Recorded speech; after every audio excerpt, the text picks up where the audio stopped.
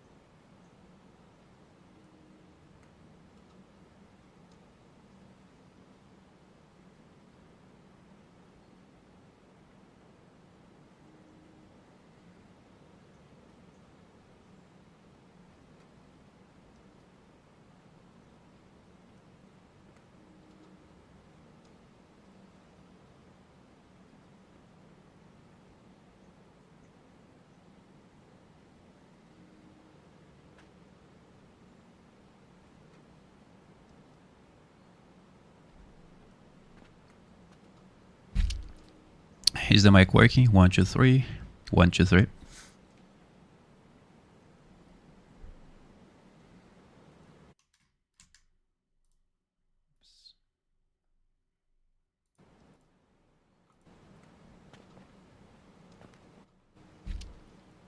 Is the mic working? 1, 2, 3. 1, 2, 3.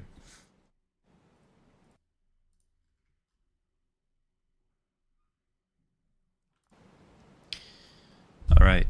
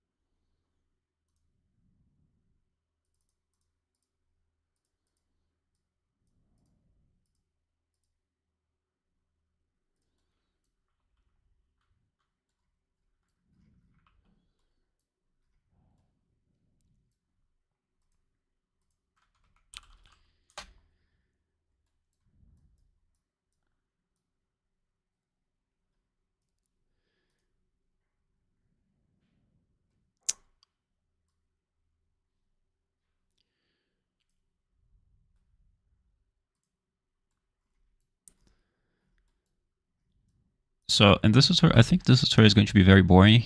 Which is going to be organizing debug values, print string values on the screen, which is basically we're going to be organizing how we're going to be updating these values here. As you can see, we have a lot of information on the screen, and sometimes it gets to be a little bit confusing to see which values are being displayed on the screen, because there's a lot of information here and it's very confusing, especially for beginners. So I want to make a system where you can press a letter so that you can debug and see what's the current value of that variable, right? And that's basically all we're doing here, is basically displaying the name of the variable. So as you can see, is aiming curve, which equals to 0. So we have the name of the variable, which is aiming curve, and the value that variable is currently at is 0.0, as this is a float. It is at that value. So we gotta separate by category the whatever you want to debug, and that's going to be a lot easier for us to be able to debug things later. So we're going to do that today.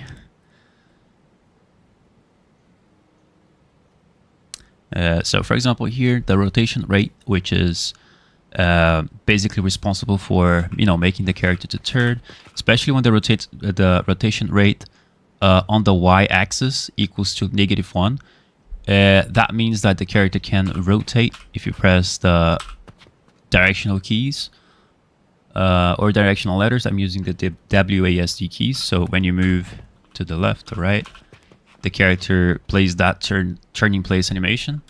And that happens because the y equals to -1. If it was to 0 or any value other than -1, this animation is not going to be played.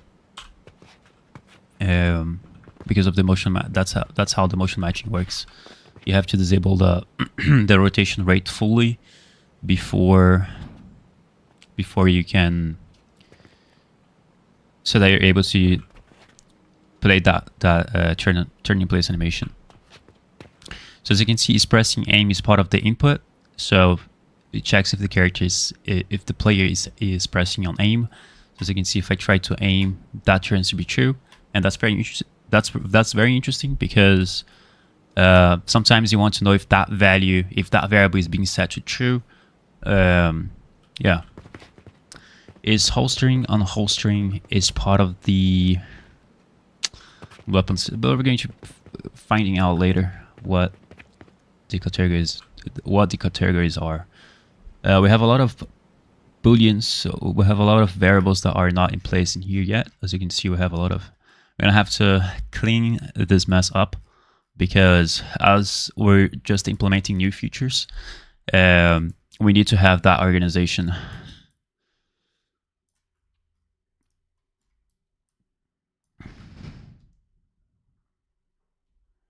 So if you guys have any questions about anything, just let me know.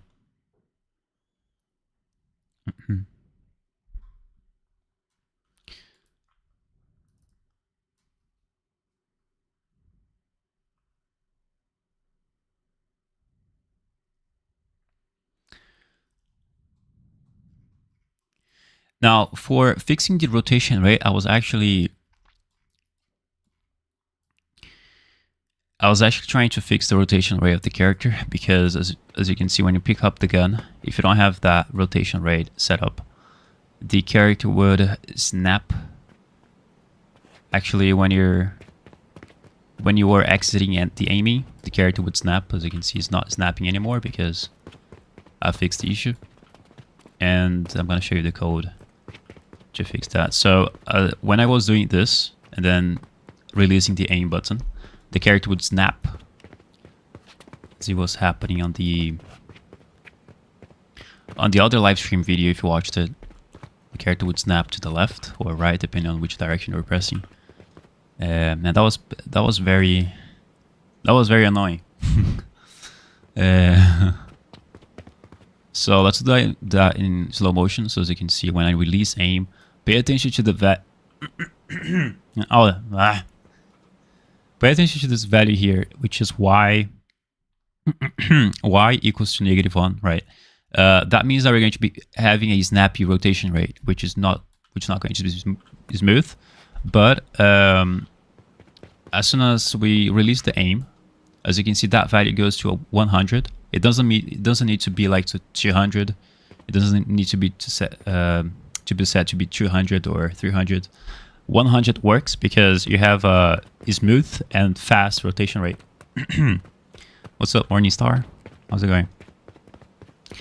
So as you can see, when I release the aim button, that value goes from -1 to 100, and then it quickly goes back from 100 to -1, and that happens because we have a sequence after the is pressing aim and after the enhanced input action. So what happens is as soon as I press aim, the aim button, of course. Yeah, let me just debug this. Okay. So as soon as I press aim, as you can see, that sequence executes those two codes at the same time in the sequence. So it's going to execute the first code, and then it's going to execute the other code really quick. So we have this collapse graph in here, which is very important, and it has to be after the expressing aim so that we can read that variable and see if the player has pressed or has released the aim button. All right, so we have this collapse graph in here. We have a timeline. We have actually two timelines. One for setting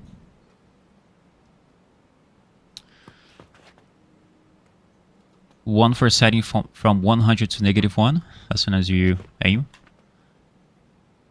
And the reason why I do that is because I want to have a smooth rotation. I don't want the character to just snap when you press right click, because if I wanted to snap when I press right click, I would just, you know, do this. Well, actually it works the same thing, but anyways, don't worry. But I like to have 100 because sometimes the character could snap, depending on, especially if you're using especially if you're not using motion matching, the character would snap in that case. So it's good to have that. So as soon as I press aim, as you can see, that variable goes to that value. What else happens in here? So as soon as I release it, we set the smooth rotation rate, which causes the character to not snap when we... Yeah, that's a little bit confusing. Let me see.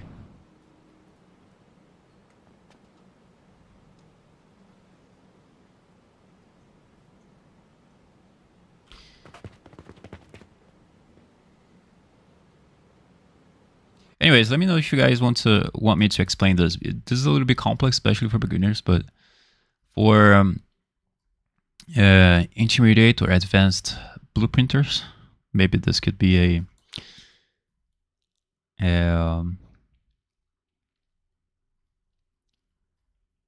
maybe they would want an explanation for this. But essentially what's happening here is that when you press on play, and let me get the rifle. It was happening especially with the rifle. Yeah, I've disabled the IK, don't worry guys. So as you can see, when I aim,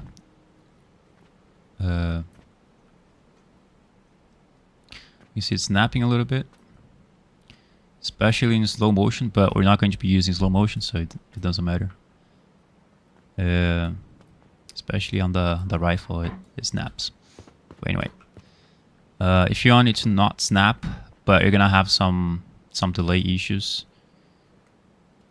you can increase the length of the timeline if you don't want the character to snap really quickly when you turn and aim backwards for the rifle. As you can see, it's pretty fast. It's like it takes 1 millisecond for the character to aim, and that's really quick. And maybe that's the result that you want, but you don't want if you don't want the character to snap really quick, you can increase the timeline length, and you can increase the value in here, not the value, the time as well, to match the length of the timeline. So it's all up to you. So when you press play in here, the alpha is going to go to this lerp node in here. So it's going to go from 100 to -1, and it's going to be plugged into the rotation rate Z yaw. I know it looks different here. When you press on play, it looks like the letters they change. It's PYR, and it's not XYZ anymore. I don't know why that is, but I think the engine, maybe it's a different method to differentiate from the vector, because the vector is XYZ. Maybe that's the reason why it is displayed differently. The rotation rate is displayed as PYR, and we change only the rotation Z, which is represented by the letter Y in here. I don't know why. So we stop the timeline of the we stop this timeline in here, because sometimes when you're pressing right, when you're going to be pressing right mouse button, this timeline could be executing, so you need to make sure that that timeline is stopped.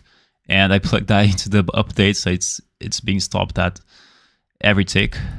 But I don't recommend it to do this. I think it would be better to place that stop before the true.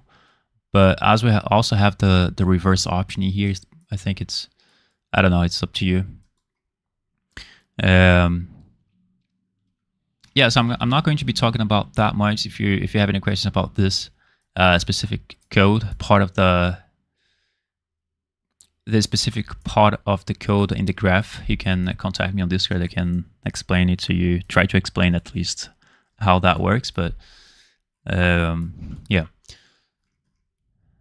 So we're going to be organizing the variables. So we're going to go to the debug function. Camera lag. Okay. So I'm going to disable the blue line trace and also disable these variables in here. So when you press on play, we're still going to have some variables that I've let on the sandbox character.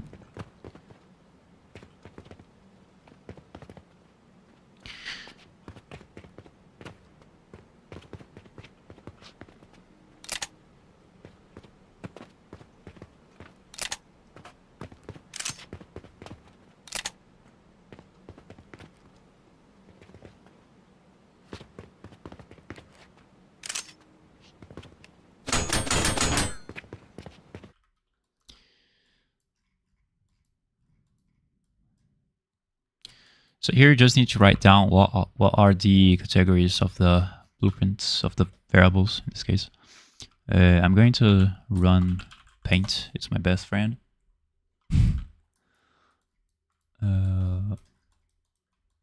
Paint. Let me just grab some water here.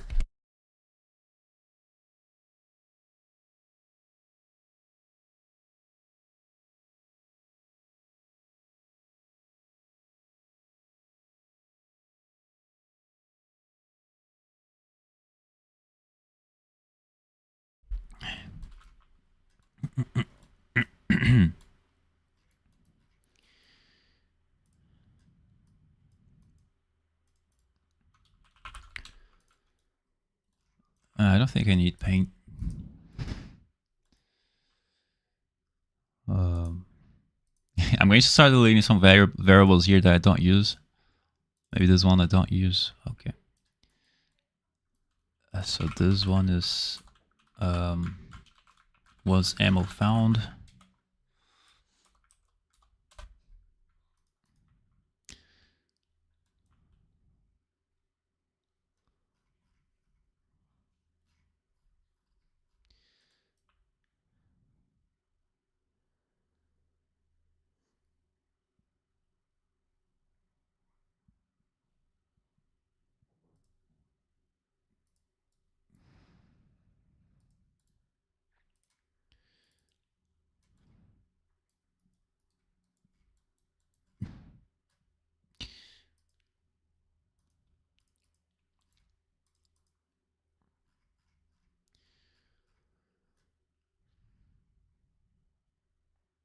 Okay. I'm going to make a enumerator, or enumeration as you can call it. Enumeration. I'm going to call it the debug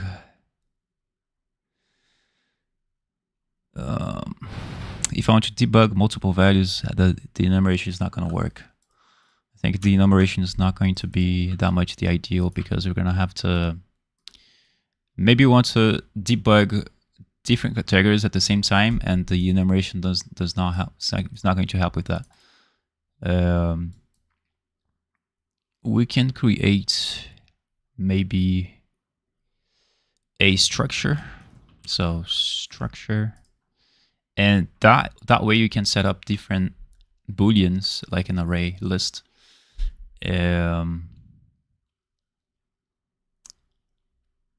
Of the debug values you want.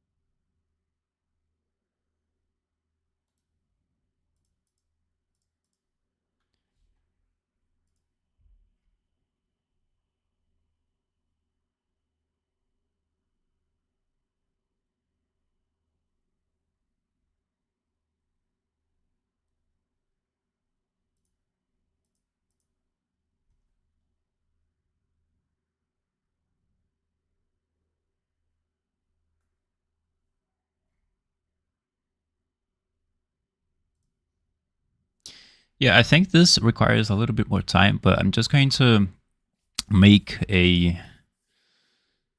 I'm going to set up a structure where you can understand what I'm trying to really do. So I've already created a structure, which is named S, which stands for structure at the beginning. So underline debug or underscore. What is the underline or underscore? I don't know. Underline. Underline is a...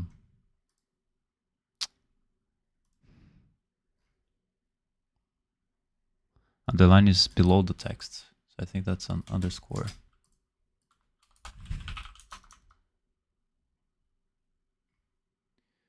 Yeah, that's a underscore. So S underscore debug booleans. We're going to place this as a variable inside our sandbox character. So press on play. Press on play. Press on the plus sign, and here you're going to name your debug, your structure. So here you're going to add the structure, and now you're going to change the type of variable to be S structure. No, S debug. I'm not thinking right. I didn't sleep right. S debug booleans. Now you can get that structure, or you can either get, or you can either, let me just close this, or just put it right here.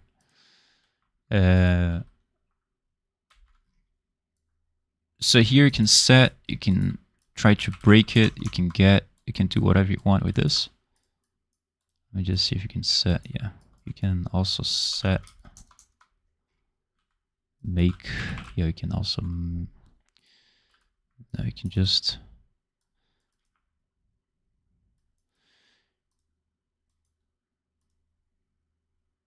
I explained everything here about I explained the structure in the course that I'm making, so it's going to be easier after you watch it. It's very interesting how it works.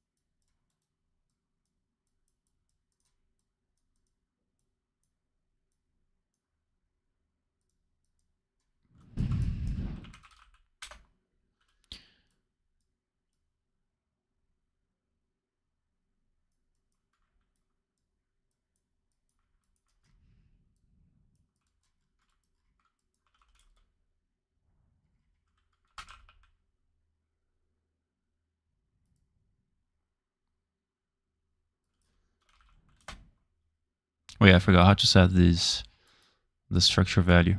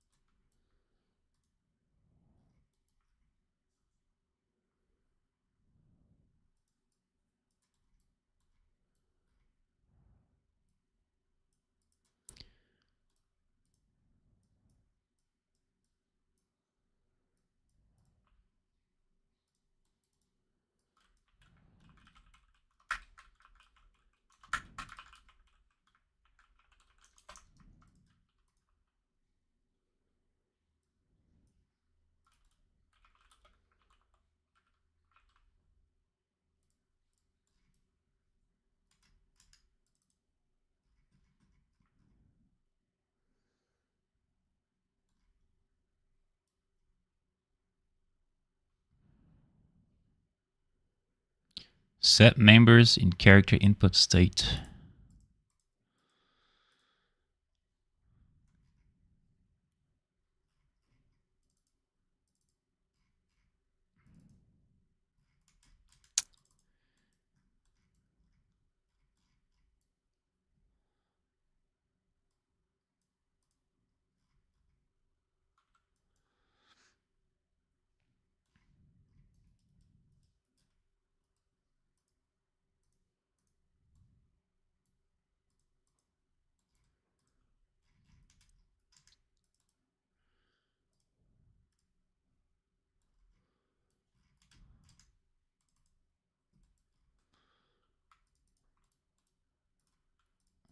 Set members. Okay, there we go. Found it. I see. Now I found it. Okay. This is very interesting. You can set a specific variable inside a structure. Let's say I want to just set the variable that is inside that structure. Let's say I want to enable the boolean to be true only for the weapon ammo boolean. All you gotta do here is just select the set members, and then here you can output, you can make a pin available. So let's say weapon ammo. So that pin, you can edit. Let me just hide the unconnected pins. There we go. So that way you cannot change the other values. And you're only going to change the weapon ammo. So let's say when you press, let me see if I can make an execution line out of this. No, I cannot. So I can make, I think I'm going to make a macro. And then set members macro, maybe. And then input, I have an idea here. And then boom. And then set members. This is going to be pressed and this is going to be released.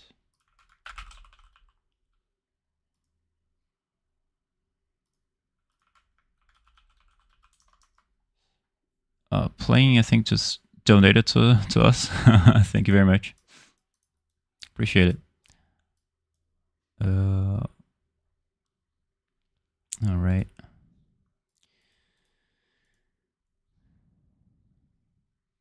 Okay, I think I have a better idea.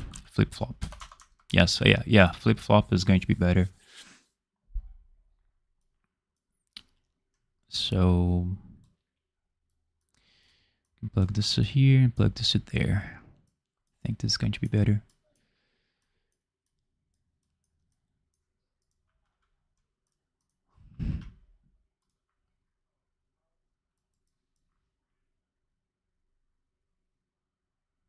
Cool. And then let me see if I can print a string to be just to check the value. So I want you to debug the weapon ammo to see if the value changed, just to see if the structure that I'm making right now on live is going to be working. Sometimes it doesn't work, sometimes it works. So just testing new things to see if they work. So when I press 1, it's going to be true, and false. There we go.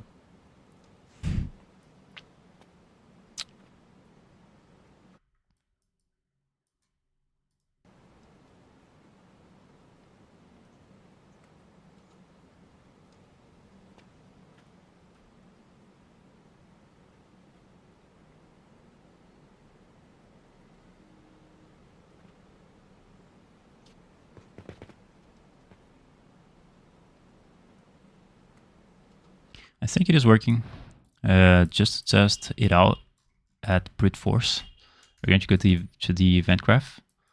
We're going to print a string here right after the event tick. Print string, and then I don't know, just try to find a way to split the structure somehow. Maybe it's something like this. Just to read the variable. Yeah, it is working. We didn't change any other code, so my idea has worked. Blaine said, I don't learn since I'm just learning, but I did what I could. I want to appreciate your dedication and hard work. You're working really hard, bro. And while the view might be less, respect by us is real. First time you're spending a dime on this app, only for you. High respect. Oh, thank you very much. I'm going to be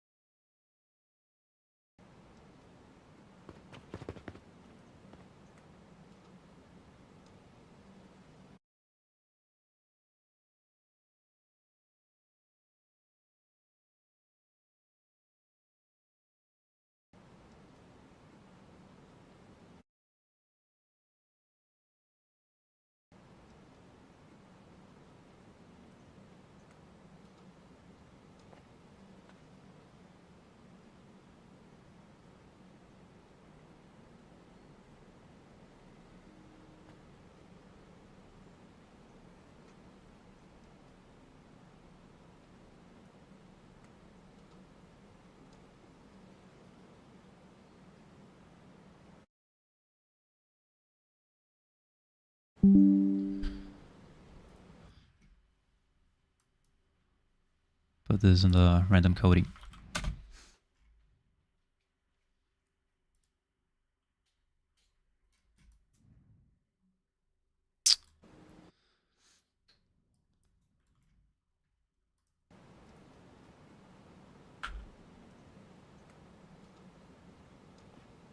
As you can see, you can enable specific variables inside that structure.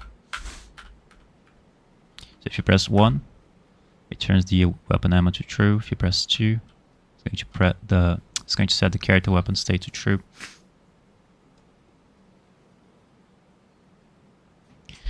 If you press 2, it's going to set the character weapon state to false. And 1, so you can play around with it, see if something's going to glitch out.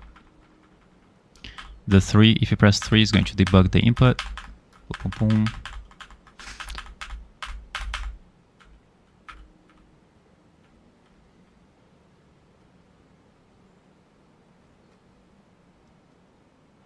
So basically what's happening here is, you know, if you guys don't understand, for beginners who are watching the stream that doesn't understand anything about what I'm saying here, we basically have a input which triggers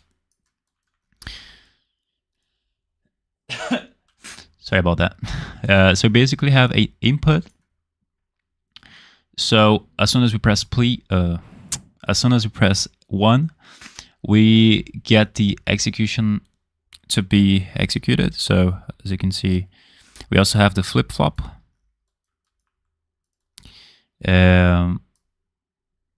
So this FlipFlop node, it basically when you press it, it executes the A execution pin. And then as soon as you press once again, it executes B for the second time. So press 1, and then when you press for the second time, the execution goes to B. And I'm going to connect to the same structure in here because I want to execute that. I want to set the value always on the same structure. And what's going to change here is this Boolean variable, because if you watch this value, there is not going to be a no debug data here. And I don't know why it doesn't show, but this value in here is essentially plugged into the. Okay, let me just. It's a little bit confusing here. Oops. So when I'm pressing play here, as you can see, we have the structure to be being read in here, and you can really see which specific values inside that structure. You can really see what are the values that are being set in there. So as soon as you press 1 once, it's going to execute once, and here is going to pass the data through the weapon ammo, and this data that is being passed from here to here is true, which means it's going to set the weapon ammo variable inside the structure to true, and that's it. So it's going to set that to true, and then once you hit once again, it's going to execute to B, which is going to set the whatever value set inside this set members in here. And now this is A is going to be giving, is going to be passing the information of false to this weapon ammo in here, which is going to set the weapon ammo Boolean variable that is inside the structure to be false. So we're just updating the values with a flip-flop and with the output result of that flip-flop, so that we can set the values to be true or false. So let me know if you guys get it. I don't know if you really understand anything here, but I'm going to be teaching this on the course.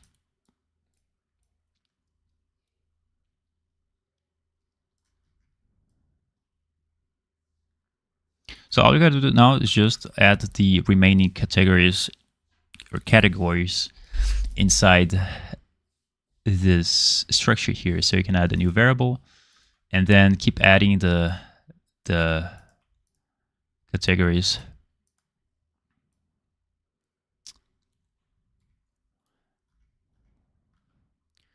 Let me see if I have any other. So I have the category for debugging the player movement. So here's debug player input. Okay, we're gonna have to update it as well. So let's just compile. It's going to give us an error. That's okay. We're going to just unplug this. We're going to click here on the set members again and set the debug player input to be displayed in here, and then there you go. That's all you gotta do. Yeah, the explanation is good. All right.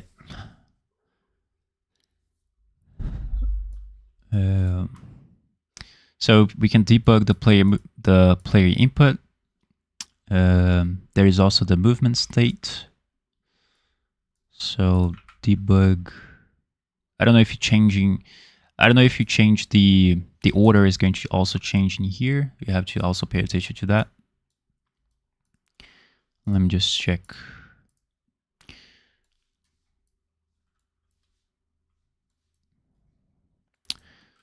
So debug player input, debug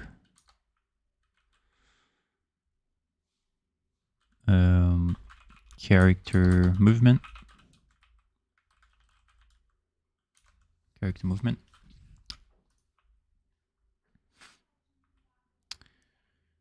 Character weapon state.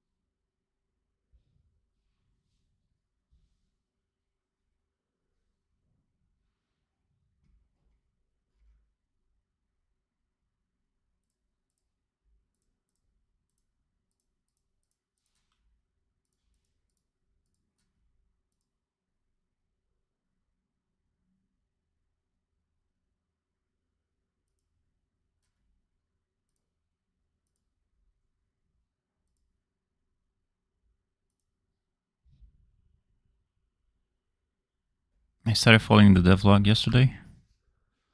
Yeah.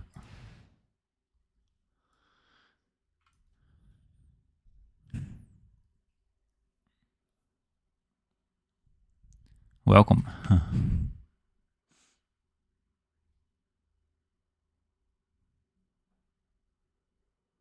Yeah, if you want, you can also change the speed. Change the speed of the video so that you can watch faster.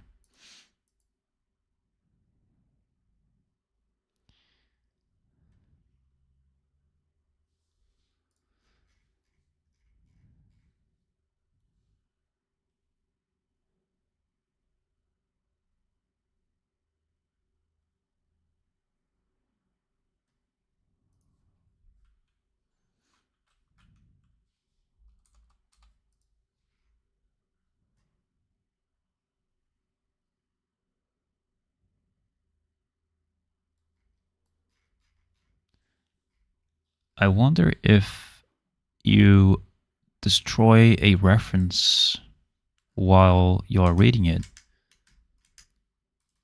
it's going to, yeah, it's probably going to give you a lot of errors, but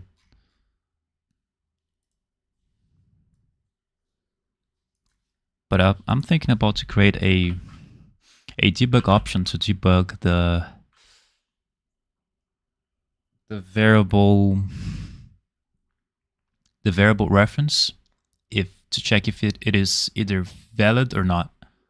I think it's going to be also interesting to know. I think it's going to also be important to know if certain reference is valid.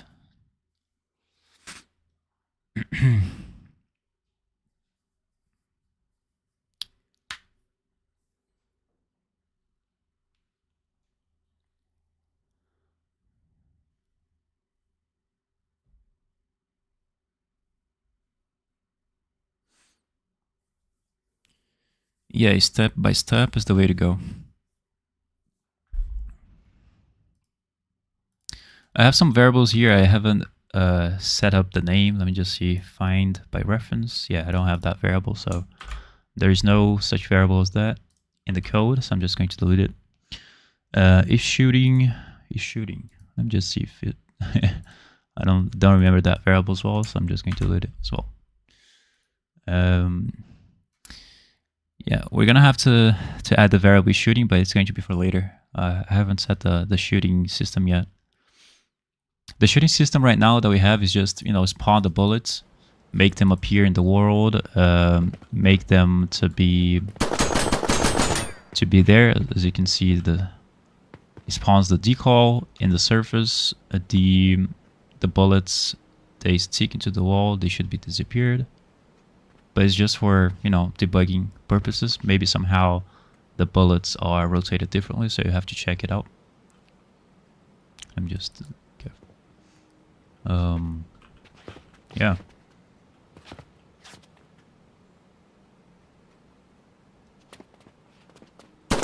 But you don't have any actual animation to shoot. We're going to have that later. So... And after we have the animation to shoot, we're going to have to add the booleans that checks for the current weapon state. And I think we're going to use the debug character weapon state. And then that single boolean is going to print out all the values, all the informations of the weapon state. And then we're going to know if the weapon is, if the character is shooting with the weapon, if the character is reloading, and such things. Let me just see what is found character, find references. Well, I don't have that variable set up in here, so I'm just going to delete it. Playing reload animation, that's a very important variable. Let me see if it's set up in the code. Yes, it is. O variante cataclísmico, hello.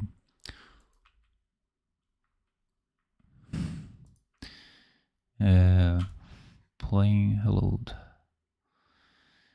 playing reload animation, I think this goes to the category of debug the character weapon state because it's part of the reload state. But you can do whatever you want. It's just, you know, my thought. Weapon state, playing the reload. Maybe the reload could be part of the debug weapon ammo, or the weapon ammo could be part of the weapon state. But I'm not sure because the reload, when you reload the weapon, it's part of also the weapon, but it's also part of the ammo. So I'm not sure which category we could fit that information. Let me see characters. We have the characters variable, but I don't know where it is set up. So yeah, I'm not sure. Let me just try to rename this to be FFF so that we can see, search for the reference again. So as you can see, there is no such variable in the code, so I'm just going to delete it. Character name. This is part of the yeah, this is part of the character information. I think we could fit that into the character movement.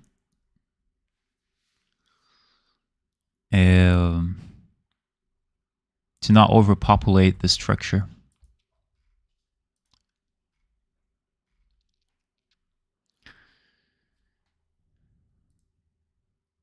Is holstering or unholstering could be fit into the weapon state.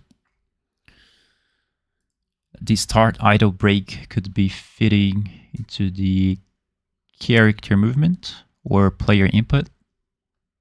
But I think, yeah, it has something to be related to the player input, but also the character movement, because both affects each other. So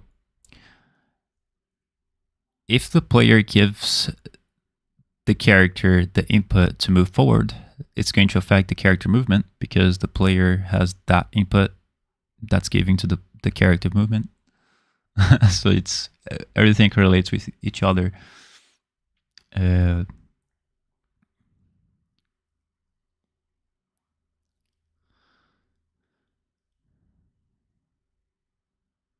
But I think we could put it to be on the debug character movement.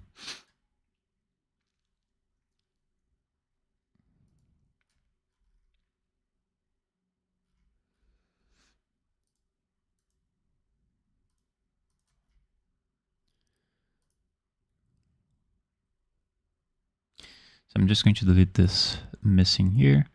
So we have the debug player input, debug character movement, debug weapon state, and debug weapon ammo.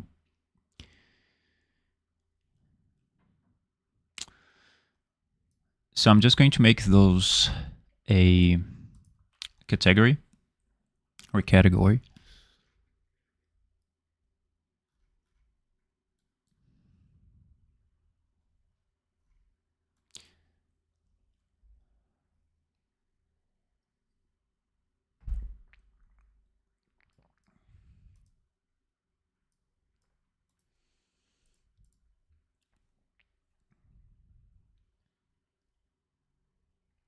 But I'm just going to be right back.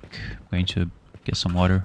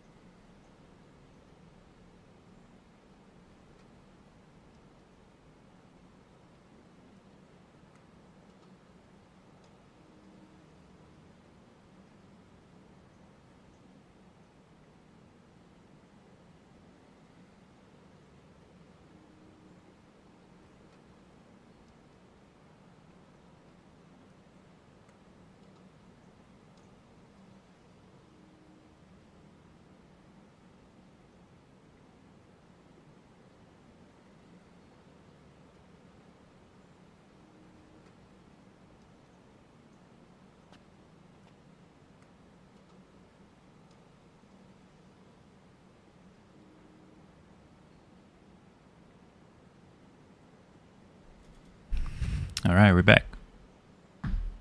So yeah, this is going to be a very boring live stream.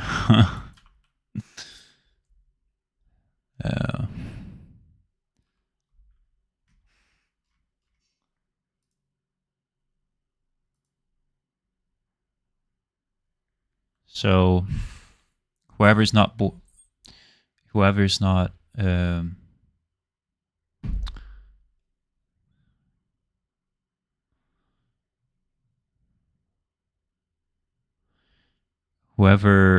bored, you're a champion.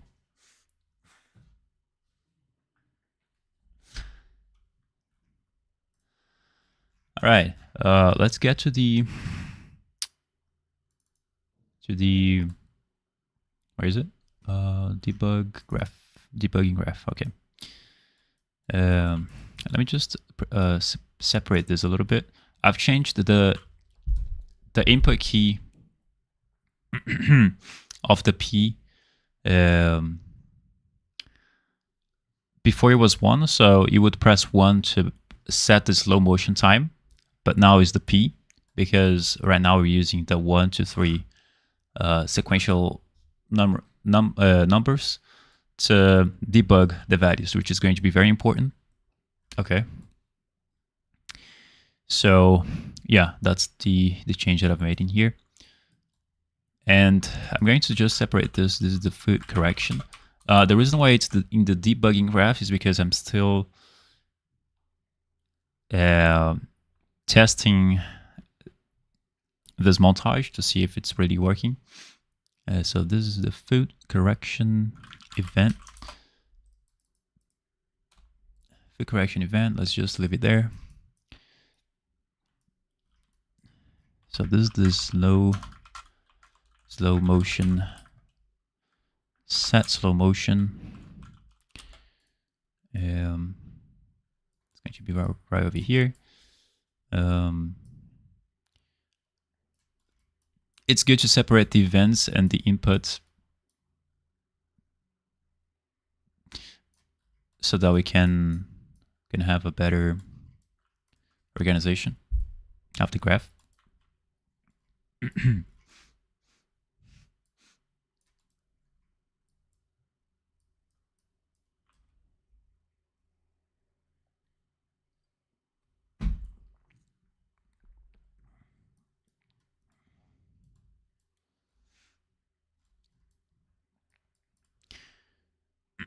So what we're going to do now, as the inputs are set up, we are going to go to the debug function.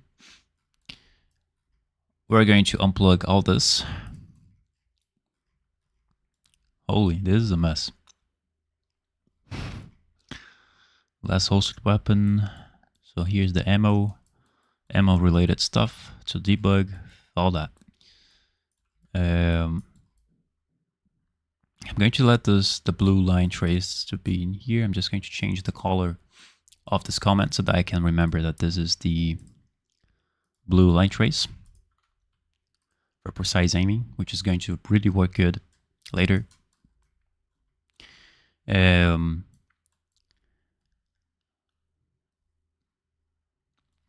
in here, we're going to start debugging. We just separate the variables. So I'm going to get the structure. I'm going to split. Actually, I'm going to break. It's going to look a lot cleaner. And once you actually get the break node, you can choose which one you want to debug.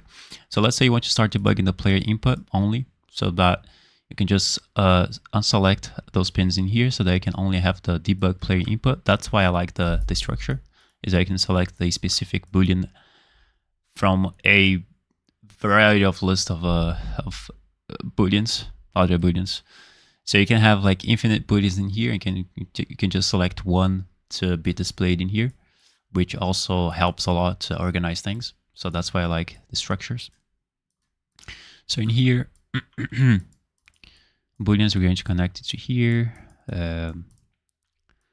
Let's see if you get the result.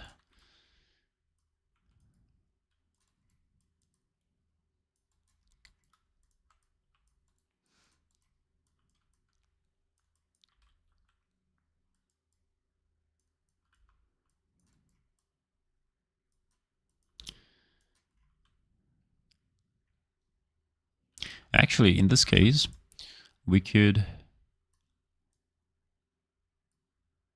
select all of them all at once, and then just plug them into the branch nodes. And then plug the sequence player in here.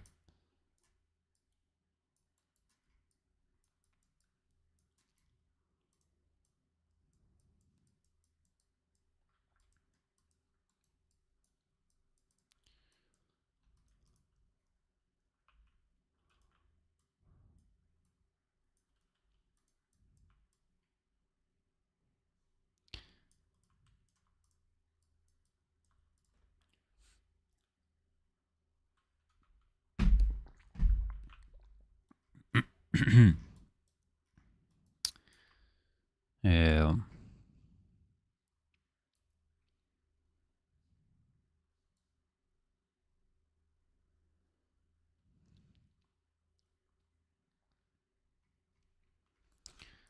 right.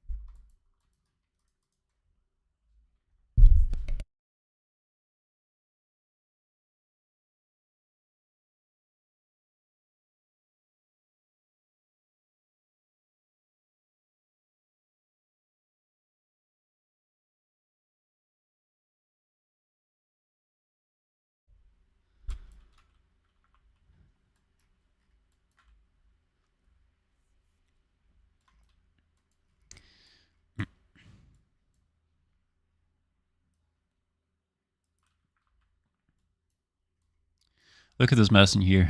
Just playing the start idle break. The reason why I did that is because I want to, after the character is idling and not doing anything, I want the character to just look around and something like this, you know. So he does that in 2 seconds. So if the character is standing still, not doing anything for 2 seconds, he's going to start looking around, as you can see right there, and you can edit this parameters of like how long the character is going to take after not doing anything to start looking around or doing some random stuff. So if you go to the event graph, you're going to be able to see that we have the event tick and we have a collapse graph. And here you can edit the parameter. I didn't show you earlier, but you have the idle break delay seconds, and that is set to be 2 seconds. So as you can see in here, we have a structure I've made off stream. It works really good. I'm very surprised that it did it. I did it. It really worked. So let's say I want the character to start looking around in 5 seconds. Not 55, not 50, just 5. Press play. And if the character is not doing anything, after 5 seconds, he's going to start looking around. As you can see right there. If I want it to be 10 seconds, it's going to work. So let's wait 10 seconds.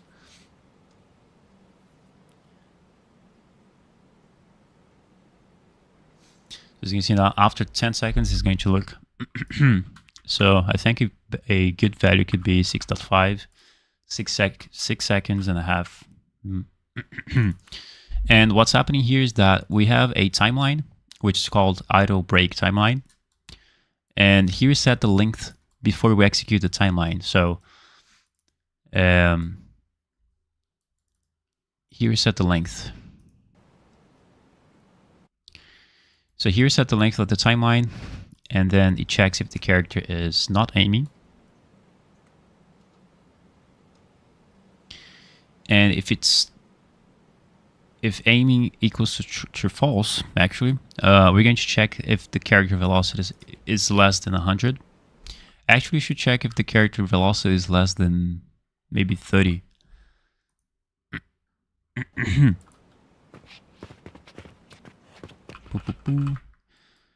And then if the character is moving, in this case, it's going to stop the timeline if it's executing.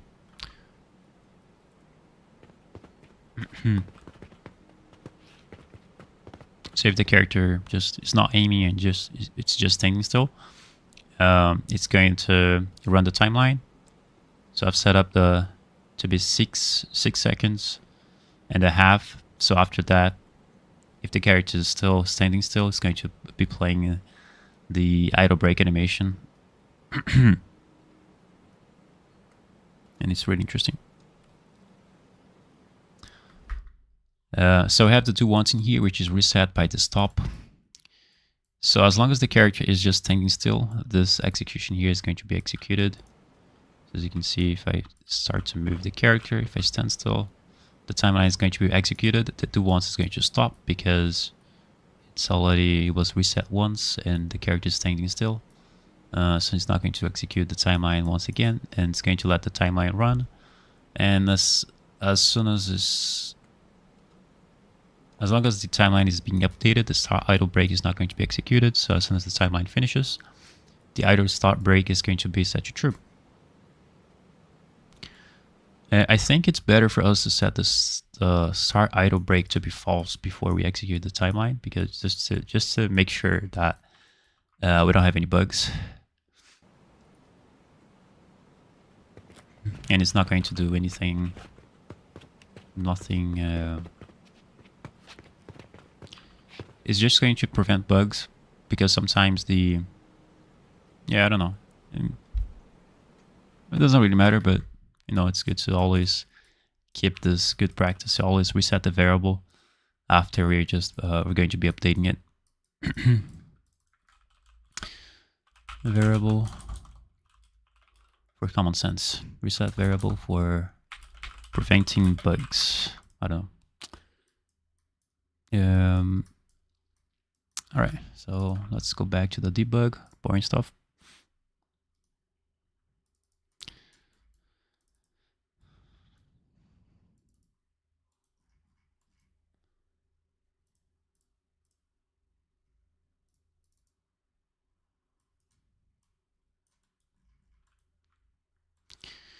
So as you can see, it's not working. When you press on play, you press, I think it's 3. 3 is to debug the player movement. Is it player movement? I'm not sure.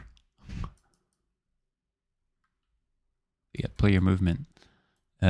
This can't pick up animation. I think it could be for the player movement. I'm not sure. Let's get, yeah, I think that's it. I've made a macro so that you can easily edit. You don't need to copy and paste the print string. You can just copy and paste the macro, which you have all the settings that you need in here, so that it's easy for you to set the values for it. Play pickup item animation. Let's go next to the other one. The other one is the overlay state. I'm not sure if the overlay state could be part of the player input or the character movement, but I think the character movement makes more sense because the overlay state basically shows the information for you which state of the character is at, and that's part of the animation itself, not the movement. But as it correlates with the movement as well, I think it makes sense for it to be part of the movement. So I'm just going to set it up like this. Now the key here, it's good for you to pay attention so that you don't overlap the keys. The keys for each macro, they have to be different. So for in this case here the key is 1, here's 2, and here it has to be 3. So I can plug in the overlay state. So here's the numerator. 3. It's not going to require a boolean because this is the overlay state, so we have to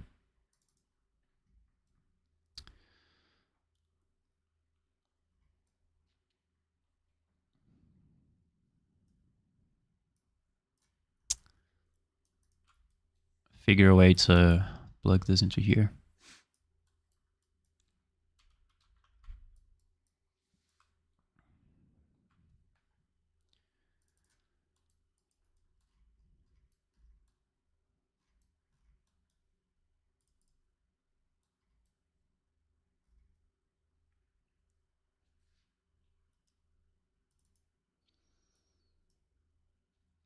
Yeah, I think it could be done differently. Could be done this way.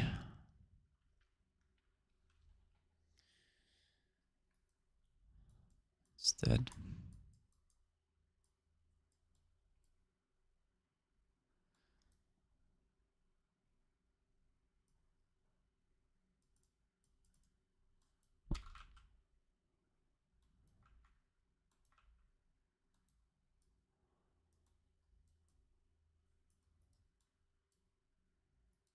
What?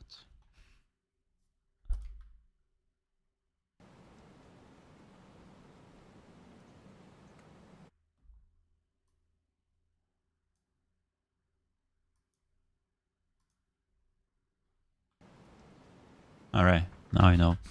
I'm going to be right back. I'm just going to get some water.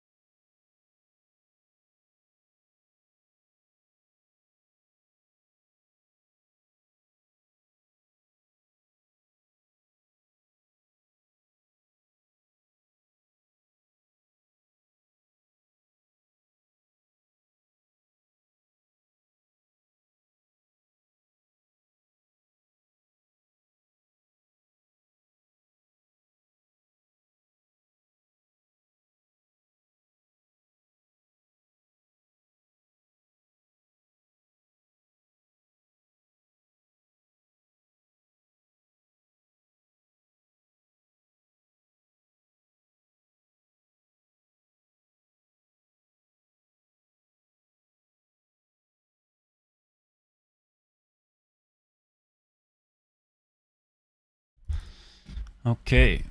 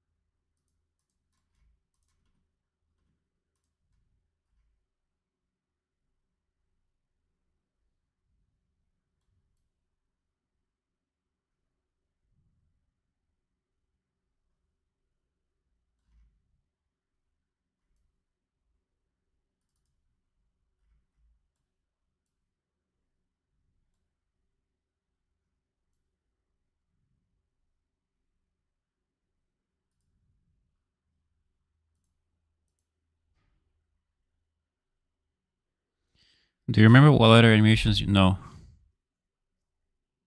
I mean, yeah, you can easily find on the marketplace if you want to search for it, but I don't remember which specific pack.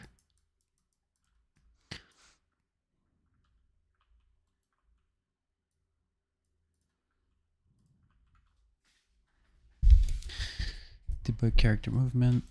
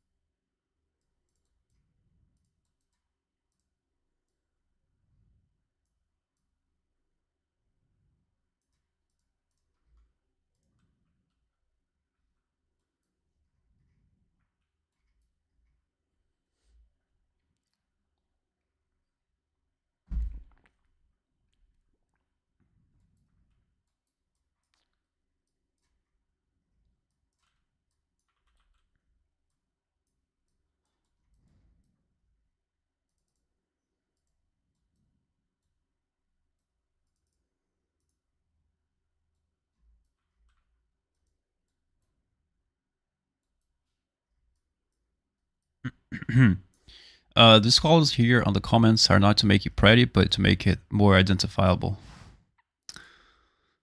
Because once you're putting variables in the state, in the execution flow, if you see that that variable is part of the input, you can quickly see which caller is related to that. So I have an idea you could implement. Which one? Let me know. Is it part of this graph or movement related stuff?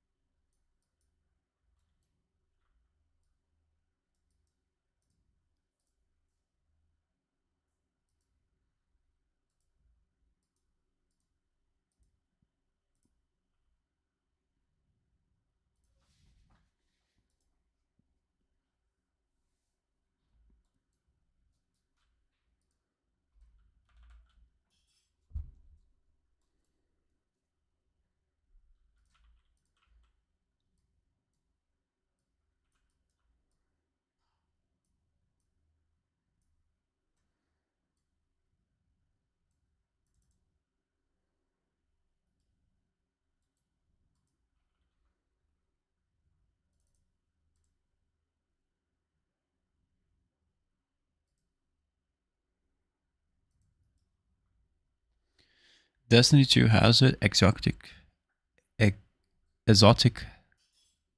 weapons like the sun shot. When you get kills with it, enemies explode and spread scorch to nearby targets, nearby enemies. Can you send me a video of it? Maybe I can watch later. Exotic weapons like the sunshot. Let me see.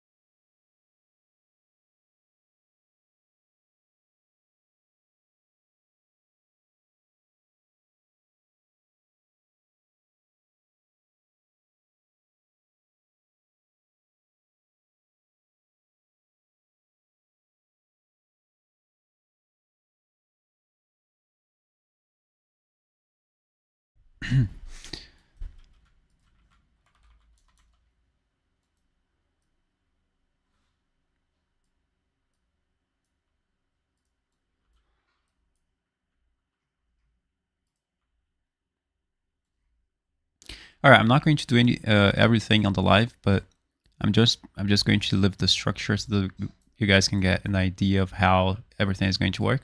But essentially, I've made a function which is called debug function, and it is on the event graph. So here on the event tick, we just drag and drop that function to be called on every tick. So that function is going to be updated at every tick, which means it's always going to be updated when you run the game.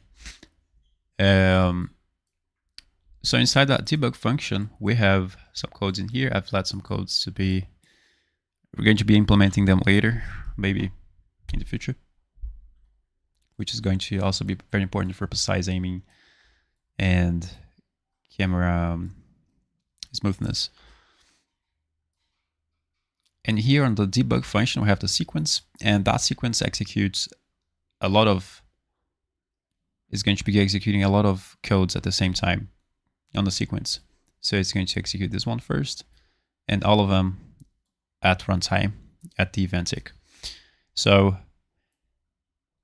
we have a branch, and the condition is going to be, we're going to be executing print strings depending on the condition. And that condition is based off a structure value, which we have set up later. I mean, before, oops. And inside that structure, we have we have a lot of values. We can add whatever type of variable we want. Here we have the variable name, and here we have the variable type. If you want to add a new variable, you can click on here, and you can add a new variable, whatever you want. You can edit the name, and you can edit the variable type. So yeah, so I've added, let me just delete this. So I've added several variables, 4 variables in total, and I've separated this by category. So here we have the player input, the character movement state, and the character weapon state, and the debug weapon ammo. So, and the reason why I did this is because I want to print the strings related to this those categories, these categories. And if the Boolean is true, that is coming out of the structure, if it is true, then it's going to execute the print strings, and it's going to debug the print strings related to that Boolean that is true. So here we're going to debug print strings related to the player input. So here we have the can pick up weapon if it's played the animation. I think this is not really necessary, but I think it's good to have in the input category. The block movement input as well. If this variable is true, then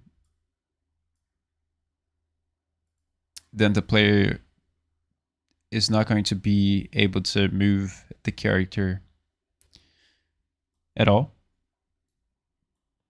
I think I do that 2 times. I don't know why. Block movement input 2 times. Why? It's just 1. Here you have the key. So you have to pay attention to the key as well. Make sure that the key is in there, but I think we're just keeping a lot of things. So here we have the variable to read, the can pick up weapon. This variable, the default value is always true, but that's just another topic that we can discuss. But here on the debug macros, you can see it's very simple. We just, place the input values in here.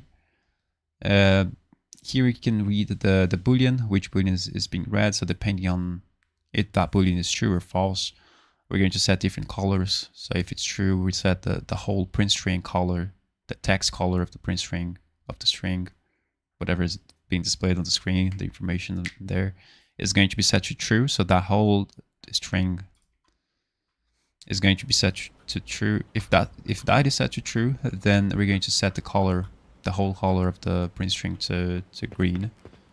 And if that's false, it's going to be set to red. And that's going to be a lot easier for us to be able to see and debug things, so that you can see on the screen what Boolean variables are being set to true or false, depending on the action that you do.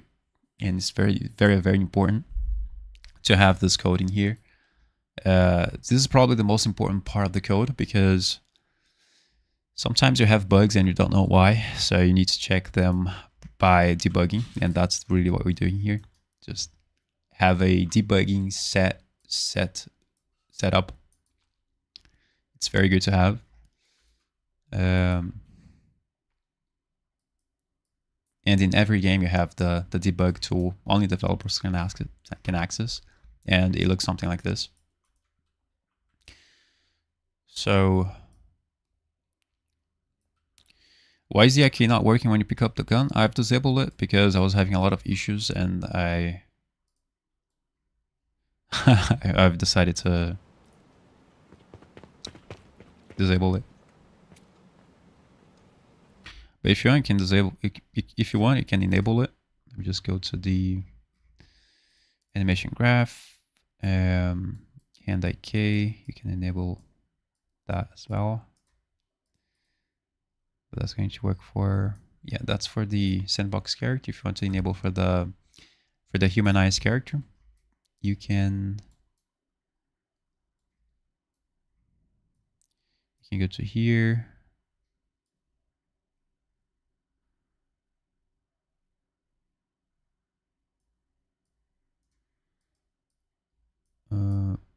Boom.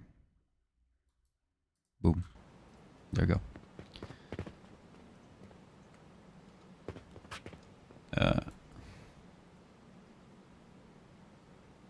It's because I don't have the curve set up, so that's why, maybe. I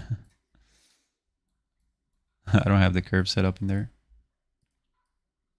So these values, they don't change at all.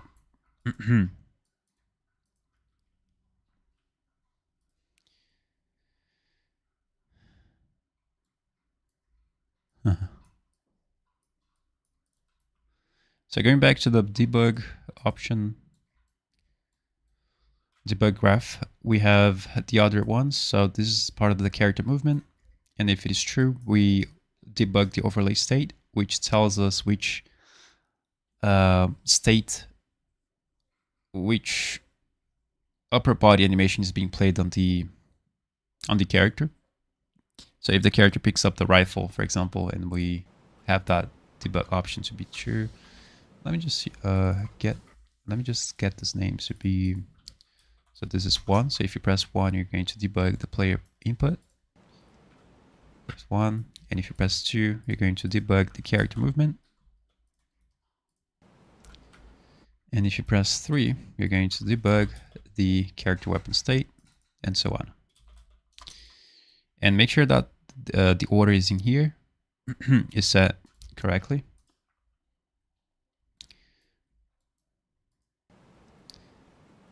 So if you press 2, as you can see, the rotation rate and the overlay state is in there. So as soon as you pick up the rifle and you finish picking up the rifle, as you can see, the overlay state is in there. So it works. Let me just holster, and then the character goes back to the default pose. Let's get the bow. Now the overlay state changes to bow. As you can see, if I left click, it says that I don't have any bullets. Now that kind of print string, I can let it to be like this, spreading the code, because those informations are very useful, especially when we're testing new stuff.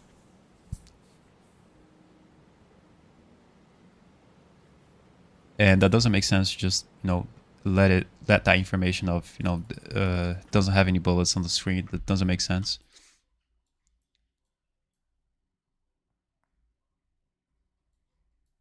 So those codes that are just one-time execution, the print strings can be spawned like in this code, in this situation here. Print string. I think there is a print string missing, which is printing 0, 0, 0. I'm not sure where it is. Not sure where it is. Maybe this one. Weapon debug macro. Weapon debug macro. Let me just see if I can find. Yeah, let me just delete this. I don't need that. We're not using it.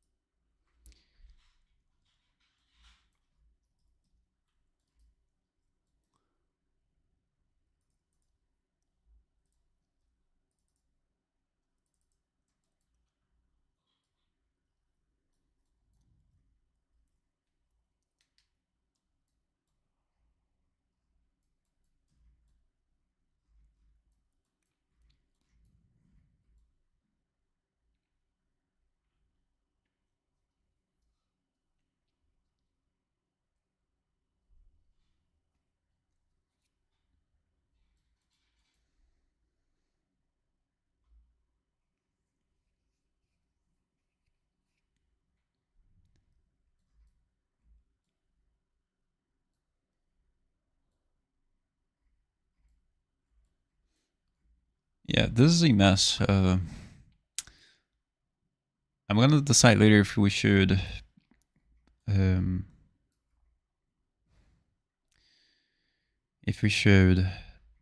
print all the strings at the same time, because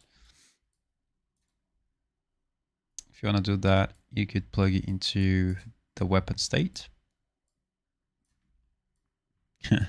So it's going to execute all of them at the same time, but I think that's okay for now. The print strings they are very well set up in the game when you play the game, when you play the project, but in here it's a mess.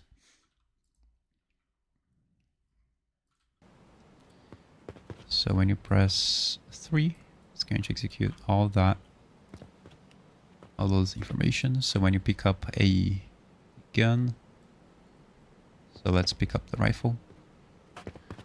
So it's going to display that information of the owned weapon 1, rifle. So as you can see, weapon is equipped. Current ammo quantity, it displays all at once. I think that's okay for now. But later we're going to organize that a little bit.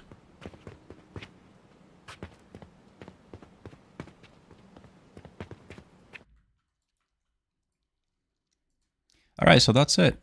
Do you guys have any questions? On this live stream, there's only 3 people watching. Yeah, this live stream is very boring because there's a lot of small little things that you have to, tweak sometimes. And it's very important. It is very boring, but it's very important to set it up. Just clean the code a little bit. It's very necessary sometimes.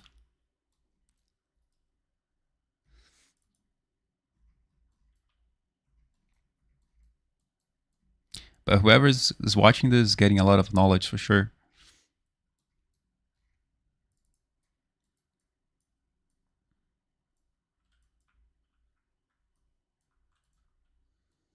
And whoever is going to be watching this.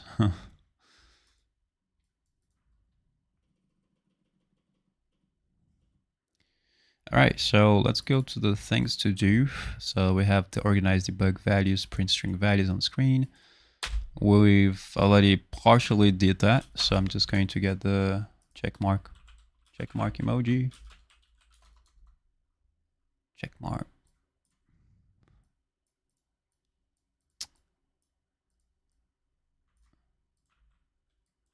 All right, so here. Fixed rotation rate when aiming, exiting, we've already did that. So there you go. Decide how we should play the shooting animations. There, we're gonna have to still do that. I think I'm going to get the animations from the Lyra project. I'm trying to think what's the best animation for us to play the shooting, because as you can see, when a character shoots,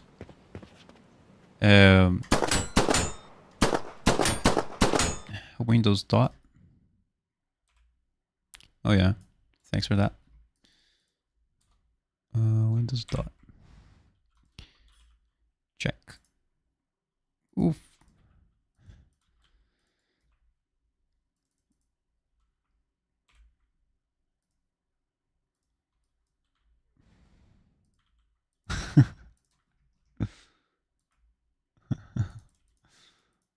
Let's get this charismatic emoji here.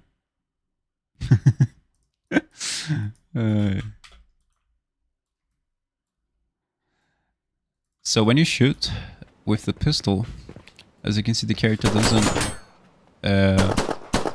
doesn't move his arm up like it happens on the weapon. Oh yeah, I've disabled that as well. Let me just enable that again. Here you go.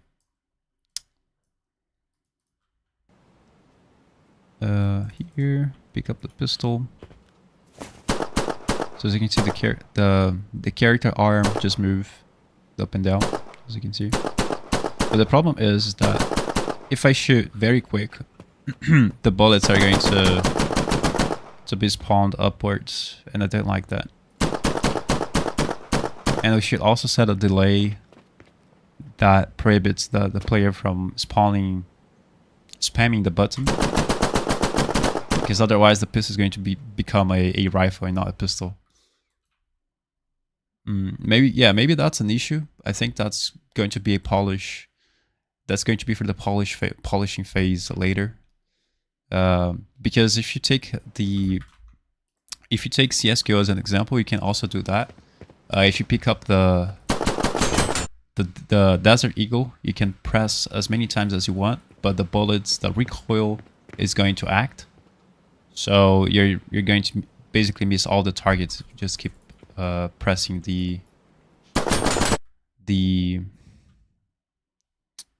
pressing to shoot.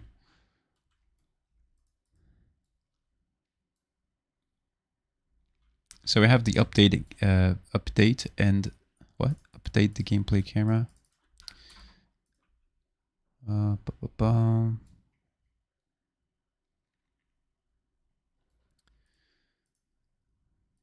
Add more animations to the bowl. Yeah, right now the bowl doesn't have any animations. When you aim, let me just get the still camera, which I like very much. Just to debug things a lot easier. As you can see, when the when the character stretches the bowl, as you can see, the bowl itself, the string doesn't stretch. So we're gonna have to somehow update and synchronize the character.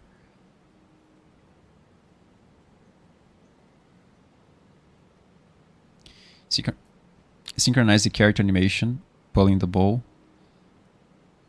together with the bowl animation being stretched. And that's going to be, I think that could be easily added through animation curves. So the animation of the character pulling the bowl. I don't know if I have that animation, to be honest. I think I just have the, oops, not this, bowl. I think I'm gonna have to have an animation of the character pulling the bowl. That's going to be very important. And yeah, make it work like like The Last of Us. Let's make a quadruple A game.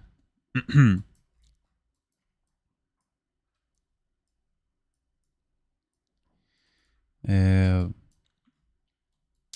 more animations. Make the UI to show the ammo quantity, capacity, weapon model. UI for the ammo weapon pickup. Display the icon representing the item type. Yeah, that's going to be very good, because as you can see, we have some items in the world. So as soon as you play the game and you approximate to get close, as soon as you get close to something, you're going to be able to see on the screen what kind of thing you're picking up. So if this is an ammo, we're going to display a ammo UI, sort of displaying text or icon to display that thing that you have on the ground is a ammo that you're trying to pick up. So as you can see, this is the ammo for the handgun, and this is for the for the bow. Now when you get close to a weapon, so if this is a rifle, it's going to display a rifle icon. This is going to be the same, and it's going to work for all the other items. And it's going to be easier for you to be able to identify. It's going to be a lot more...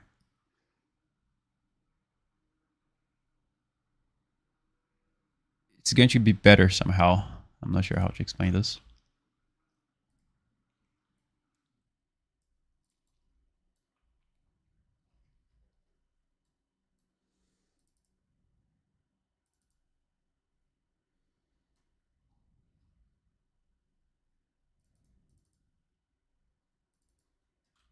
And also fix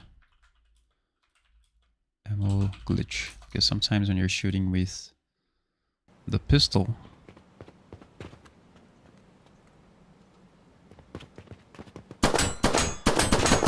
and then when you reload, the current pocket ammo quantity is -6.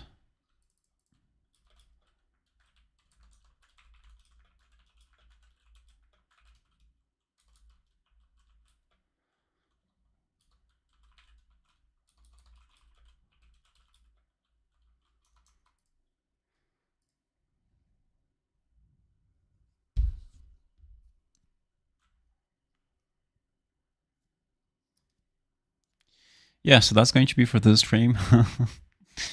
I hope you liked it.